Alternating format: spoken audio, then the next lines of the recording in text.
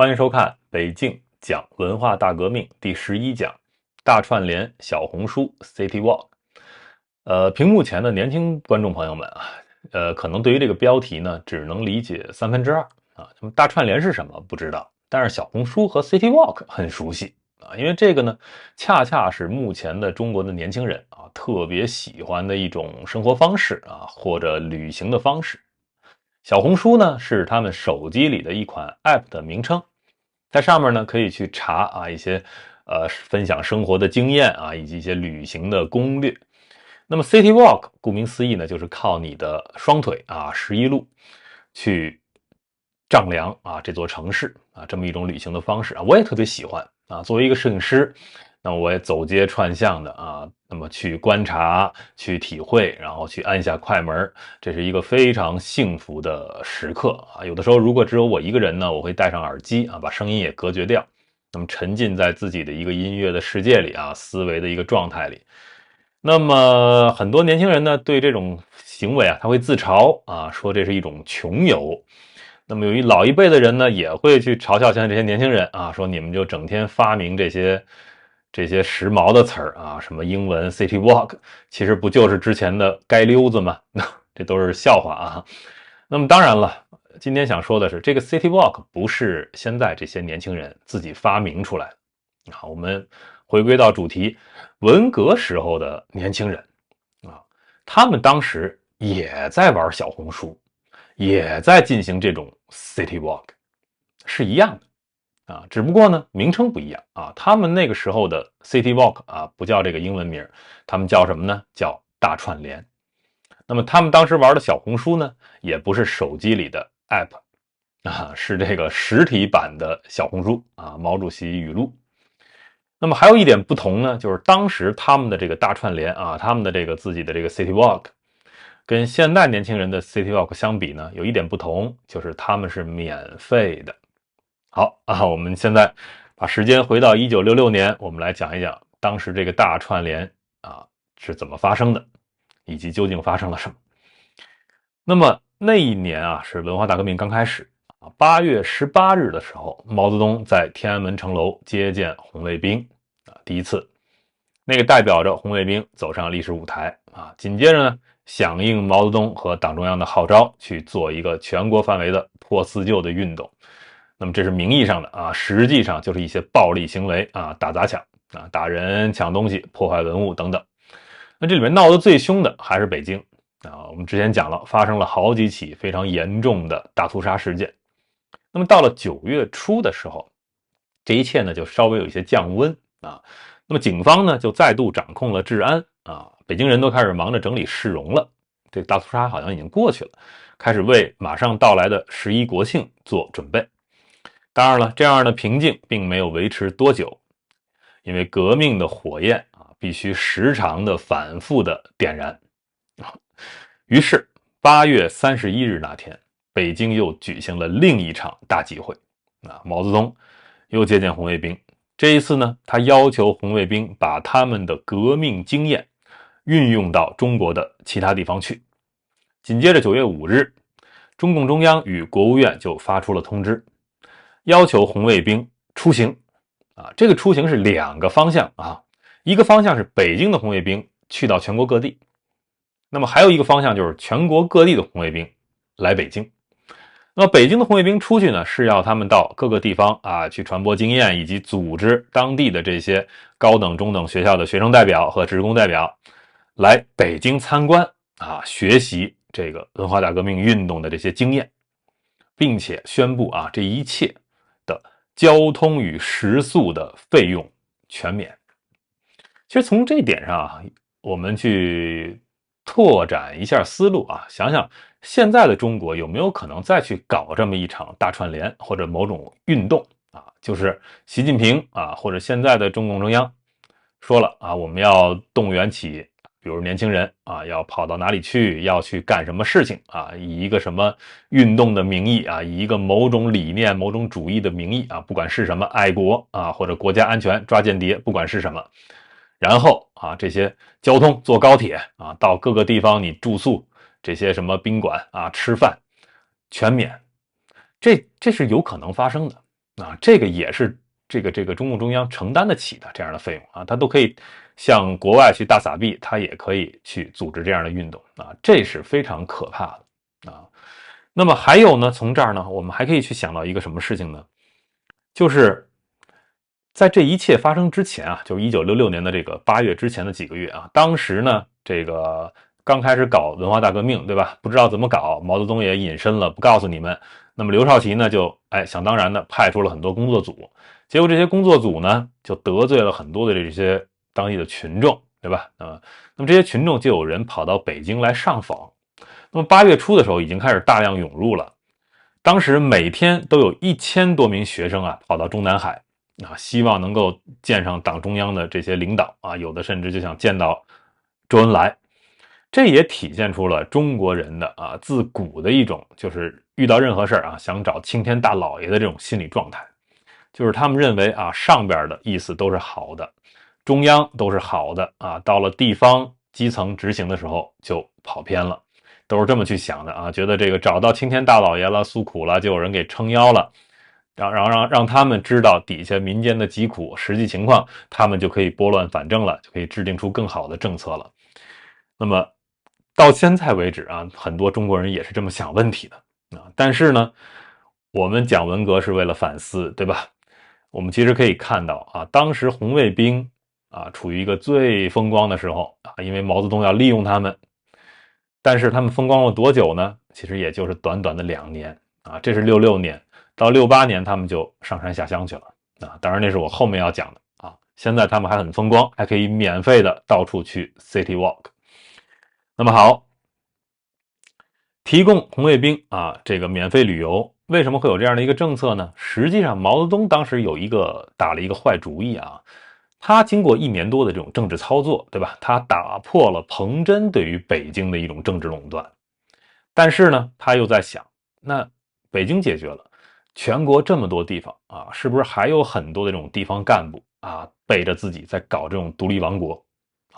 自己完全不受控制？那么他其实就想用红卫兵的力量去把这些东西去瓦解掉。那么当然了，毛泽东会利用红卫兵。那么地方上这些领导同样也会利用这些年轻人，怎么利用呢？就是你们不是一群行动的暴力的荷尔蒙迸发吗？我就把你引导一下让你这个暴力的目标从我身上挪开。所以呢，他就会去怂恿这些红卫兵你去找那些容易欺负的阶级背景差的社会边缘人士平时就受尽屈辱的这些贫民家庭你去欺负他们。那么还有一些人呢，就会利用红卫兵来打击自己的敌人这些事情在当时的各个地方都有发生。我们举一个例子，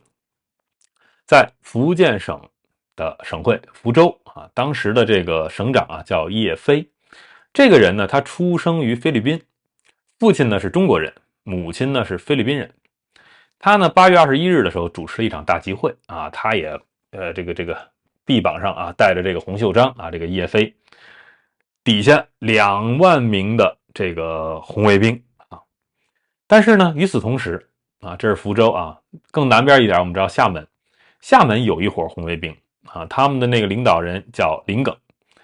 那么他们其实当时到处打砸抢，对吧？他们厌倦了这个事情觉得每天我就砸这些古庙破坏文物，他们也很烦。他们真心想做的事儿呢，就是听这个毛泽东的号召揪出党内各阶层的走资派，他们就想干这个事儿。那么这个时候，刘少奇派的那些工作组都已经解散了那么但是呢，留下了一个资深顾问，还一步一步的引导他们所以你们看到这些年轻人总是有这个更年老一些的人在使坏再去利用他们的。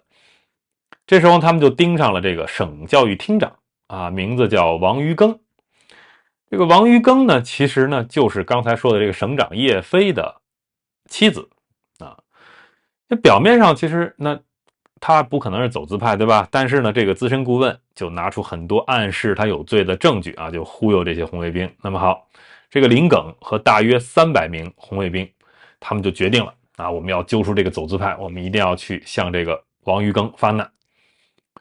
那么好，他们等于就跑到了这个又有一场集会那么王于庚在那里演说呢，那么他们就去了。但是呢，他们人数上啊是处于劣势的啊。那么因为呢，当时那个集会下边有好几千名啊是支持这个福建省党委的啊，支持叶飞的这个支持者。这个时候呢，这个林耿他们这些啊300多人，他们还是决定要干这个事儿。就有一个伙伴抢下了麦克风啊，结果紧接着就开始爆发了这个现场的打斗。那王于庚呢就被这个保安人员啊弄下台了。那么台下的他的支持者和这个林耿他们这2波都是红卫兵啊，就都打起来了。那么当然了，他们人数很少，对吧？就被打退了。3天后，8月29日，那么这个林耿和他的这些伙伴啊，就卷土重来了。那这一次呢，他们就带来了援军啊，就是超过1000名的示威者，在这个省党委会啊前面这个广场上开始绝食抗议。那么这里边就开始有这个从北京来的啊，就是第一批的这个大串联的这个红卫兵了啊，就有这些援军到了。从这儿开始呢，他们就自称自己是叫造反派红卫兵，红卫兵分家了啊，这是造反派出来了。那么当然了，支持那个省党委的就叫保皇派的红卫兵啊。那么这个造反派和保皇派啊，后边这些激烈的事情呢，我们下一讲再讲啊。今天是讲大串联。好，那么接着说啊，9月5日，对吧？也就是红卫兵可以开始享受免费交通和食宿的那天下午，有3万多名的造反派的红卫兵加入到了林耿这边的这个行列。他们都是从全国各地来到福州来会合的。他们就要求这个省长叶飞下台，然后这个里边这个保皇派的啊，他们2派人马在街上就开始又是互殴啊。城市就陷入了混乱当中。当时的中国的很多地方都发生了类似的场景啊，你比如在上海也是8月26号之后啊，这个平静也就短短几天，这个平静就被打破了啊。来自北京和天津的红卫兵突袭了这座城市啊，带来了更多的混乱和暴力。那么9月4日和5日啊，这些人就包围了上海市的这个党委啊。要求见这个曹迪秋啊，这个人是当时的市长啊，他们就说他是走资派啊，就开始冲击这些市政府了。好，那么毛泽东啊，这是他的这些培养出来的、号召出来的这些红卫兵，是他的年轻的战士们啊，他希望他们呢把这个革命之火烧到全国的每一个角落。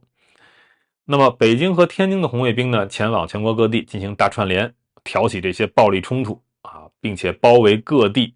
的这些党委会啊，说你们都藏着这些走资派，对吧？那这是一方面啊。另一方面呢，各省的这些革命青年就开始陆续的到北京来了，来学习革命方法啊，钻研文化大革命，并且呢，与这个北京的这个中央这个文化革命小组的成员开始见面。那么毛泽东呢，亲自检阅了数百万名的红卫兵啊，好几场啊，每一场大集会结束之后，都有这种受到鼓励的啊，成为了激进派的这些学生离开北京，把这个革命啊要带回他们自己的家乡去。9月上旬，来自各省的红卫兵啊，开始大量的涌入北京，很多人呢是坐这个巴士来的啊。那么当然了，很多人呢也是坐这个火车来的啊。那么这个火车因为免费啊，这些都被这些年轻的乘客都挤得都爆满。那么全国的学校和大学啊，都选出要送往北京的代表。那么出发前，他们会在这个地方的火车站啊受到热烈欢送，身上啊带着帆布袋、铝制水壶、茶杯、牙刷和毛巾啊，当然还有不可或缺的红宝书啊，他们的小红书。那当然了，这些小红书啊，放在口袋里或者卷在这个被褥里啊，他们是这些人啊最珍视的私人物品啊。那么当然了，还有一个很重要的东西，他们要带，就是一封信啊。这个当然更重要啊，这是由地方负责文化大革命的委员会按照程序盖章的啊，发的一个正式介绍信。那这些红卫兵拿着这个介绍信，你到任何一个城市的时候，你就可以出示给这些招待所啊、招待中心去看那你就可以免费的住，对吧？那有一些关系更硬的，他们可以带这种盖好了章的这种空白的表格啊，紧急情况下可以自己去填内容的。那么当然了，只有阶级背景好的学生啊，你才能够允许出去让你串联啊，不是每个人都可以的。所以当时在中国啊，大家见面问的第一个问题，就这些红卫兵，全国各地的啊，见到之后，都是第一句话是什么呢？说你是什么阶级背景啊？问的这个第一句话。那么当然了，也有一些漏网之鱼啊，就是你可能跟某一个这个阶级背景好的人关系好啊，那么你的阶级背景稍微差一点，然后他们呢就会给你想办法，在你那个通行证上给你印一个叫革命群众啊，你也可以跟着去串联。所以有的人就是现在回忆起来，他们那一代人啊，都说当时是一个激情燃烧的岁月啊，他们觉得特别有意思，到现在也不反省啊，还在怀念那一个可以免费到处去 City Walk 的那种青少年的那个岁月啊。那么他们斗志高昂的离开家乡啊，在火车上高唱革命歌曲，玩扑克啊，然后讲故事啊这些。那么当然了，你这个上车的人越来越多啊，你这个狭窄的空间很快就用光了，因为这些红卫兵占据每一寸可用的空间啊，坐在这个没地儿坐呀，坐在椅背上，坐在别人的腿上啊，坐在桌子上，坐在那个甚至睡在那个行李架上啊，我们都看到过这样的照片啊，甚至呢还要这个挤到这个洗手间里啊。那么这些火车，当时的火车不是高铁啊，它是很慢的，对吧？那些绿皮车。那么在这些乡间这种小站啊停靠的时候，就有这种地方上的歹徒会爬入这个车窗啊，也假装自己是革命分子，然后呢去偷去抢红卫兵手上的这些手表啊，包括他们带的一些袋子啊、行李啊什么的。那么有的时候啊，甚至会掏出刀啊去威胁这些红卫兵。那么刚才讲的厦门的这个红卫兵领袖这个林耿啊，他们和他的一些同伴啊，在去上海的途中，那么还遇到了说数百名的乞丐把这个火车给逼停啊，然后呢，他们这些乞丐就用这些铁条去撬开车门，砸碎车窗，也想要强行的闯入到这个车厢内。那么之后，这个火车又开走的时候，很多乞丐还是抓住这个车窗不放啊，然后呢，甚至还要抓到这个车上的这个乘客啊，这个景象就大家可以想象，就是印度的那种火车啊，外边扒的全都是人。那么，但是呢，更可怕的是，当时的这些乞丐啊，嘴里还喊着，跟那些红卫兵说啊，说我们同归于尽吧，啊，就是一个当时我们可以感受到啊，当时的这个社会治安这个秩序有多么的混乱。那么还有一个麻烦啊，因为人要吃啊，食物很快就耗尽了啊，每个人都只能吃自己最需要的一个最少分量的吃的，厕所也挤满了人啊，因为呢，没有人啊到这个火车停站的时候啊，没有人敢去下去上厕所啊，因为他们怕下去了就再也上不了车了。那么呢，这个男孩子呢，他们就会在这个火车上啊，直接就脱了裤子往外去这个尿尿啊。那女孩子就很惨，对吧？那么因为厕所里呢，就是非常的脏啊，一个车厢内啊全是臭味儿，什么尿的味道、汗的味道、呕吐物的味道、粪便的味道。那么很多红卫兵啊，不得不用刀子在地板上挖出一个洞来。我们可以想象这个火车是一个什么状态啊？就是一个流动的、移动的监狱啊。那么这个各种的紧张的情况啊，经常发生啊，因为火车开得很慢啊，有的时候要好几天才能从比如南方啊到达北京。那么这些当时的这些行李架还都是有的是木质的啊，因为你很多数十个人你都甚至睡在那个行李架上，它也会承受不了这个重量，有的时候会塌啊。那么这个里面的过程中呢，就会有这个受伤的啊或者生病的这些红卫兵，那就从这个窗户直接抬出去，交给这个月台上的这些保安队员啊。那么红卫兵和红卫兵之间呢，也不是那么团结的啊，都是各个地方的各个派别的，也会为了争夺空间去争吵啊，去打斗啊，非常的乱。那么好了，到了北京了，每天啊都有成千上万的这些年轻人啊到达北京，说着彼此都听不懂的方言，带着这个红臂章。北京火车站就跟这个巨大的这个临时难民营一样啊。那么车站里还有大型的标语，写着欢迎啊毛主席的小贵宾。那么即便是半夜啊，那么北京站前的这个广场也都是这个探照灯啊，照得跟白天一样亮。扩音器里发出震耳欲聋的指示啊，引导着这些红卫兵前往车站一角的接待室。那么这些广场上的这些人啊，每个地方都会被这些一排排的学生啊，都背着自己有一些被褥啊，就地就睡。那么怎么去分配呢？他们就会被成批的送进一些大学啊，或者送进一些中小学，还有一些旅馆啊，甚至政府单位办公室临时扩充的一些宿舍啊。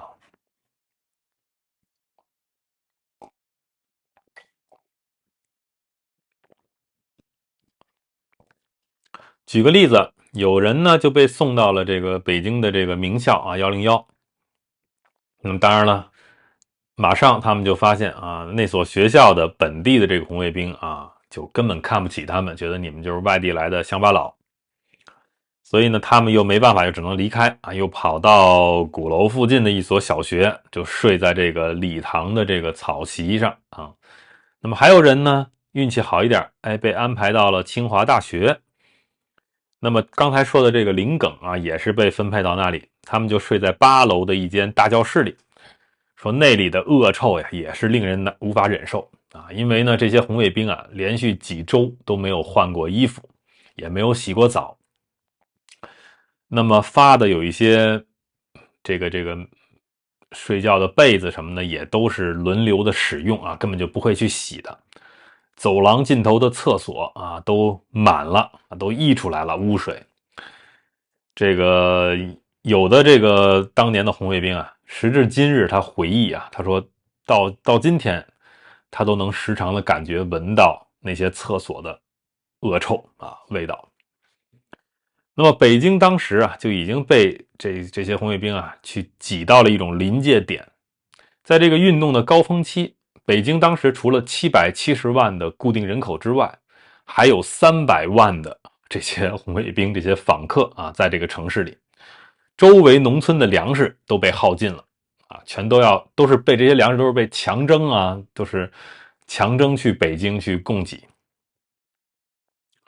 那么还有打斗啊，经常发生，因为观念不同啊，来自全国不同地区的红卫兵之间，就是因为食物啊、住宿啊，包括互相之间偷东西啊这些事情就争执。那么导致呢，军方要派出许多的军官去协助办理以及照料这个几十万名的这些年轻人的后勤事务。那么其中的有一个军官就看到了，说这些学生啊，在严格监督的情况下呢，哎，表现得乖乖的啊，但是只要没有人看管，他们就会互相攻击。林耿啊，又说到这个林耿，在清华大学的有一天早上，他呢就走过啊，发现有一个红卫兵就被人从4楼直接推下来，啊，直接就摔的这个脑骨就是都破裂了，就这么瘫倒在地上，但是呢也没有人管他，啊，就是这么一个混乱的情况。那在北京市里边呢，这个交通也是免费的啊，那么这些学生呢就到处的跑，他们呢就把自己在政府机关和大学校园里看到的那些大字报啊，那些内容都抄在这个笔记本上。有一些政府部门还立起了这个投影荧幕，提供更多的空间。每个荧幕前面还都挂上电灯啊，这样的话晚上大家也都可以来去阅读学习啊。那么红卫兵呢也会排队去买毛泽东徽章，这有的时候这队啊一排就是好几个小时啊，那么黑市就很繁荣起来了。那么呢，在这个天安门广场的南面的松树下啊，用10张小幅的毛泽东照片就可以换到1枚徽章。那么紧接着这个天气到北京11月啊，就转冷了，很冷了。那么很多学生啊，他就不到中午都不愿意离开他们的房间啊，因为有暖气啊。那么很多人呢，他慢慢他还带了一点盘缠嘛，也都花光了。那么陆续的，他们对这个革命的兴趣呢，也都减弱了，觉得没什么意思了。所以很多人就赖在北京，在那里干嘛呢？就只是吃饭睡觉，偶尔的呢出去闹事儿。那么还有一些红卫兵呢，参加了和这个中央文化革命小组成员举行的一些大型会议，以及人民解放军高层军官的演说，甚至还有一些军训课程。那当然了，这一切所有的红卫兵到北京，他们其实最重要的一个必须要实现的一个目标，他们就是为了来见毛主席为了来见这个毛泽东。那么8月18日和31日这是前2场毛泽东接见这个红卫兵。那么之后又举办了6场这个红卫兵大会。那么最后一场是当年1966年的11月26日，这是最后一场。那么那个时候毛泽东的身影已经在1200万名红卫兵面前出现过了。那么毛泽东当初举办这个第一个这种集会的时候，那么他是为了散播这个所谓的革命的火花，对吧？那么到了这个10月的时候，这种大集会就成了必要的活动了。那么红卫兵自己就是你不管警告他多少次你不能继续留在北京了，但是他们就会坚持不见到毛泽东不走不离开。所以毛泽东没办法，后来就不得不每一次都检阅上百万人就算你们都见过我了那么最后就连紫禁城外边的那个天安门广场容不下那么多人了。那么毛泽东就搭着这个敞篷的吉普车，在北京这么去巡游一次就能见上200万人。那么这个每场这个大集会的准备工作都很早开始，那么这些红卫兵半夜就成群结队的就往这个天安门广场去走，对吧？或者呢就有这个6000辆的卡车组成的车队去送那么这种集会事先都是不事先宣布的所以有的时候就是突然去告知有些人刚把自己衣服洗的那没办法，马上集会了，湿乎乎的也要去。那么都有安保人员要搜身的，如果你带了一些什么刀子连这个钥匙都不行有一个人，这个女学生的这个发叉也被没收说是可以用来刺杀毛主席那么这些学生呢，就到了之后就会被命令的成排的坐下分配到自己的位置。那因为要等很久才能等来毛泽东，很多人就都睡了。而且呢，这个很麻烦，因为还要上厕所，对吧？都上不了厕所，所以呢，有的时候有人会偷偷的就去排泄那么这个地面上就陆续的开始有这个尿那么这个时候有人就开始传了，说他来了谁来了？毛泽东来了然后开始所有人都开始喊毛主席万岁当然了，你也不是说所有人都能够真的看清楚毛主席有的时候可能就看到一个背影，可能或者就看到一个一点点的一个身影。那他们发现毛主席好像也没有想象中的那么高那么这些人就去见过毛泽东之后都会陷入一种狂喜的状态那么会把自己见到毛泽东的那一刻当成一辈子最重要的成就很多人现在都已经老了嘛，还是这样认为的那么当然了，每一次这个大集会结束之后就会有那么同样的一句话被所有的报纸、广播电视没完没了的反复的去报道。什么话呢？就是我是今天世界上最幸福的人我见到了我们伟大的领袖毛主席那么呢，这个当然了，这个也不是所有的人都这么的疯狂我们举点反例，有一个人叫王荣芬他呢是北京外国语学院德语专业的学生他呢参加了8月18日那个第一场大集会之后，这个林彪在现场发表的那些政策演说他就联想到了谁呢？联想到了希特勒在纽伦堡的那些集会上的演讲学德语的就是不一样1个月后，他上书毛泽东他就说文化大革命不是一场群众运动，是一个人在用枪杆子运动群众，他敢说这样的话。那么结果，当时他19岁啊，他就被捕了，入狱13年。当然，他也不是唯一这么去做的人啊。上海有一个青年叫刘文忠，他的家庭呢有一点反革命啊。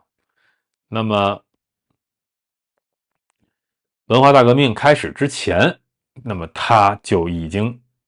称毛泽东是暴君。不知道为什么他还跑到了天安门广场上啊。当时说他所站的位置和毛泽东仅仅相距30公尺，说近的连毛泽东下巴上的痣都看得见。身边的人都在欢呼的时候啊，他只感到一阵恐惧袭来。没想到要去刺杀一下毛泽东哈。好，接着讲啊。然后呢，刚才讲到的这个厦门来的林耿啊，他也产生了一些质疑。他觉得就是在这个比如这个电影院里啊，看这些红卫兵欢呼雀跃流泪，他自己也试了啊，无论如何他无法做到像其他红卫兵那么兴奋。他说了，他觉得就这一切都看起来都像是一场表演，每个人都在互相模仿啊，这让他觉得很恶心。但是呢，我们现在看到的一些影像或者图片资料啊，你都是当时集会的一个盛况，对吧？那么你就很少有说拍到这个集会结束之后的情形啊，是非常混乱的。比如说呢，有这个数千人啊，在这个集会现场啊，要朝一个地方去奔跑的时候啊，会有很多人丢掉鞋子啊，这个鞋子遍地都是，最后把这些鞋都集中在一起啊，放到附近的一个体育场里，然后大家再去找鞋子。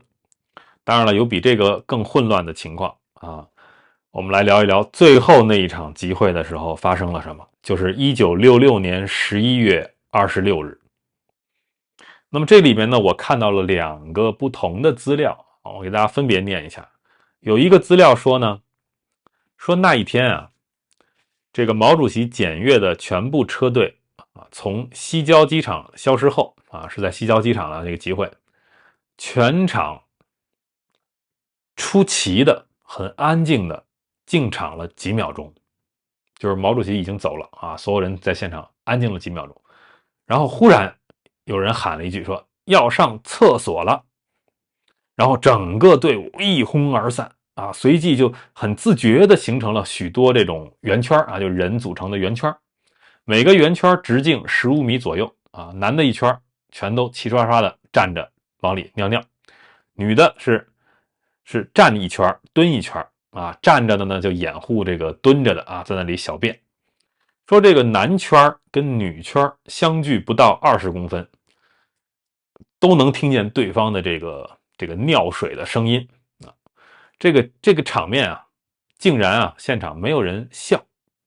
也没有人认为这样是不文明的啊，因为大家都知道，很多人都已经一整天憋着没有上厕所了啊，大家都互相理解。所以这就是一个很有意思的，这个叙述啊，就让人产生了一个很有意思的想法，对吧？如果当时有这个无人机啊，你在这个上空，你想想，聚集在这个北京西郊机场200万人啊，红卫兵成了一个一个圈啊，在那里小解。这个如果拍下来，这可能是一个很有意思的人类的行为艺术啊。好。另一个资料去聊当天的这个集会啊，就比较惨了。说当时啊，后来发生了踩踏事件啊，就是200万人啊，他们后来朝这个唯一的出口奔去，也不知道是不是刚才那个描述啊，就是大家上完厕所之后啊，不知道是不是。那么呢，朝这个出口奔去的时候，他们就踏平了麦田，折弯了树木，然后还推倒了挡在路上的泥巴棚屋。那么很多人呢，就有的时候需要，比如系鞋带啊，或者捡东西啊，东西掉了啊，就遭到了这个踩踏。说一条小河上的木桥塌了啊，紧接着就传来各种的尖叫和哭喊声。那么一阵恐慌蔓延开来啊，然后就有一波波的人潮被推进河里。那么很多人就只能去游过去啊。当然了，那么这个而且是这个冬天呀，这个寒冬啊，那很多人这个鞋也挤掉了啊，这个是非常惨的。那么最后，在这个大混乱的景象过后，就可以看到那些军用卡车就过来啊，把这些现场的这些混乱的衣服、鞋子啊、袜子，然后呢就全都往上装啊，还有很多支离破碎的尸体啊，这是一个很严重的一个踩踏事故啊。好，接着讲红卫兵造访北京啊，那么这个他们就发现啊，这个祖国是非常慷慨大方的啊，是可以向他们啊，当然谈不上大撒币啊，只是免除了他们的这些费用，对吧？那么北京呢，就有一些学生呢排队呢去借钱啊，借粮票，那么他们就提供自己的姓名和所属学校就可以了啊。那么因为管理的很松嘛，所以这些红卫兵啊就会报假名啊。然后呢，参加完集会之后呢，他们就不见踪影了啊。他们好多人呢，其实也没有把这个所谓的革命的经验带回到自己的家乡去啊，因为他们就这个薅羊毛嘛，啊，开始免费的周游全国了。因为呢，你到各地都有红卫兵接待站，对吧？吃住行一律免费啊，怎么会有这么好的机会呢？所以很多的年轻人当时用这个方式在免费的 City Walk 啊。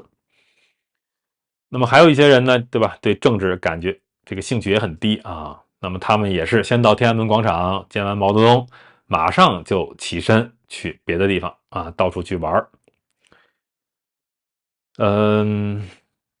比如说啊，跑到武汉啊，去什么黄鹤楼啊，毛泽东曾经游泳的地方，然后呢，等等等等的啊。而且他们一路上啊，这些人在全国各地的接待中心，他们去借衣服啊，以及呢借这种急用金。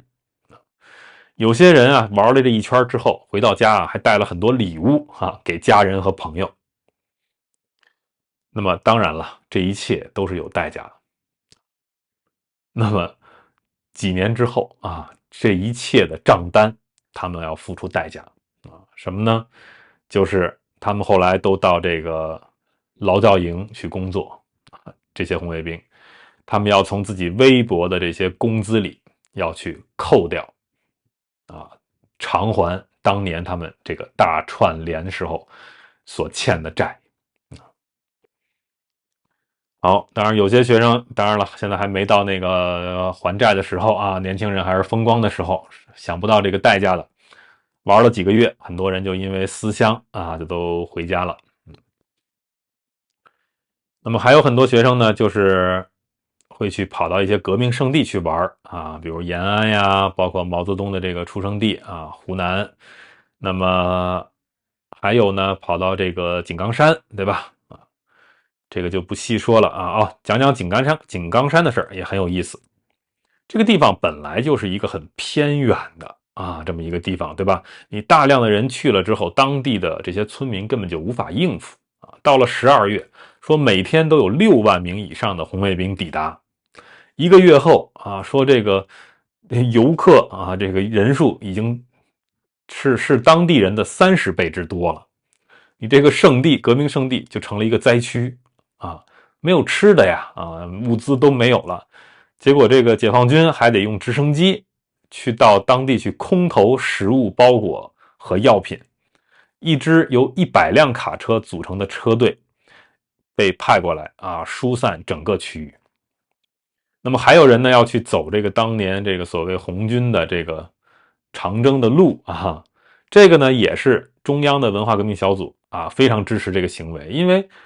你自己去走嘛，你就不用坐火车啊，不用坐巴士啊，你等于就缓解了当时已经濒临崩溃的这个运输系统啊。好啊，这个接着说啊，因为你这些学生啊，党中央说了免费，对吧？但是你地方上的人是很不欢迎的，你免费吃我的，对吧？这里边还爆发了很多的红卫兵和当地人的这种冲突啊。那么很多城市啊也很愤怒，对吧？比如说这个在成都，举个例子，有一个人叫李正安啊，她是一个非常贫穷的妇女。那么大饥荒期间呢，她就是很困难啊，就是她不得不把4岁的女儿寄养到另一户人家。那么这个寄养的家庭呢，又不喜欢这个女孩，就强迫她工作啊，并且侵吞了她大部分的配给粮食。那么李正安呢，就发现自己的孩子挨饿啊，对吧？那么惨，就把他接回家。那么7年后，就是现在这个时候，这个女孩呢就负责清洗这些红卫兵使用过的寝具。这个工作啊，对于一个你看啊，就这些红卫兵啊，在到处的去大串联 City Walk 的时候，那他们的这些东西，谁伺候他们呢？是这样的一个悲惨的底层民众啊。这11岁啊，这个女孩才。身体状况又不佳，还患有严重的风湿啊，这就是他们就当然了，肯定无法理解你政府为什么要浪费这么多钱提供这些学生免费的旅游呢？啊，和吃饭呢？就跟现在的中国人也不理解啊，这个政府为什么到世界上去大撒币呢？中国人都活得这么惨，对吧？那么在北京啊，这个压力也很大。有一位官员呢，负责照料1200万名的这个访客啊，那么他面对巨大的花费，也是望而兴叹。这一切啊，这个免费的这个旅游吃饭啊，一直到1966年12月21日才废止啊。其实这个大串联就是几个月的时间啊，但是呢，搞出了很多的事情啊。其中有一个最麻烦的事情呢，就是红卫兵免费旅行啊，那么这些微生物啊、病毒和细菌也会跟着他们到处走啊，散播到全国各地。那么因为他们都很拥挤嘛，那个环境啊，卫生的状况也很差，那么这个疾病就更加的猖獗。其中最麻烦的当时的一个病就是这个脑膜炎啊，这个病呢就是这个脑部和脊椎的这个保护膜啊发炎，透过这个咳嗽和打喷嚏就可以传染。所以这个拥挤的火车啊、宿舍呀不通风啊，这都加大了这个病啊成为一种流行病的概率。那么脑膜炎呢，是1966年8月首度在北京先出现的，几个月后就到了这个流行的高峰啊。相关单位发出警讯，中央委员会也是正式通知，但是当时的这个政府没有采取任何的预防措施因为干什么事情都不能够阻碍革命的道路。那么起初在北京被感染的学生，那么就搭火车嘛，就把这个脑膜炎顺着铁路沿线传到了这个其他大城市。那么11月的时候，脑膜炎在这些地方变成流行病，对吧？那么后来学生受到激励，以步行的方式宣扬革命，那么又把这些脑膜炎从城市传播去了乡村。那么这个免费旅行到12月废止的时候呢，那么许多红卫兵仍然在享受着他们刚得到的自由。从1966年12月开始一直到中央文化革命小组到第2年1967年的2月，呼吁所有的红卫兵返乡那么在这期间，脑膜炎就在所有主要铁路沿线在盛行。那么当然了，这个时候我们都知道，全国的各个地区都已经陷入到这个文化大革命的荼毒之中了。也就是说，连最基本的什么口罩这些医疗用品都处于短缺状态，包括很多可以治疗脑膜炎的这些护士和医生自己也都被感染了。那么很多医院连口罩都买不起，那你就更别提这个脑膜炎需要的药物了那么仅有的这些少量的这个财政资源都被挪用到去干这个文化大革命上面了而且呢，很多红卫兵，对吧？是这种造反派的红卫兵，他们还瘫痪了很多地方政府的一些日常工作。那么，因为早在1964年的时候卫生部就被这个毛泽东指责，就说他们这个服务的不是人民等等的。其实当时卫生部就已经陷入混乱了。那么到了这个现在1966年秋天，这个卫生部更是被红卫兵包围，说要清算窝藏在里面的走资派。所以谁有心思去这个治疗这个脑膜炎呢？当时国际社会，美国就表示愿意提供医疗这个援助，但是中国肯定是不理的好，到1967年2月，那么治疗脑膜炎呢要用的这个药物叫这个磺胺嘧啶啊，这个药啊过于短缺了。这个时候啊，都已经流行了好几个月了。这个时候，中国政府才不得不向西欧和亚洲的一些药厂求助啊，购买了数百公吨的药品。另外呢，也设立了管制中心啊，来协调全国预防和治疗这个脑膜炎的措施。但是这么做啊，为时已晚啊，就是到了这个情况啊，稍微能得到控制的时候啊，已经有超过16万人死于这个脑膜炎了。所以这就是一场啊几个月的轰轰烈烈的当年的年轻人玩的小红书和 City Walk 啊，这个文化大革命的大串联。好，我们今天就讲到这里，感谢收看、订阅、分享。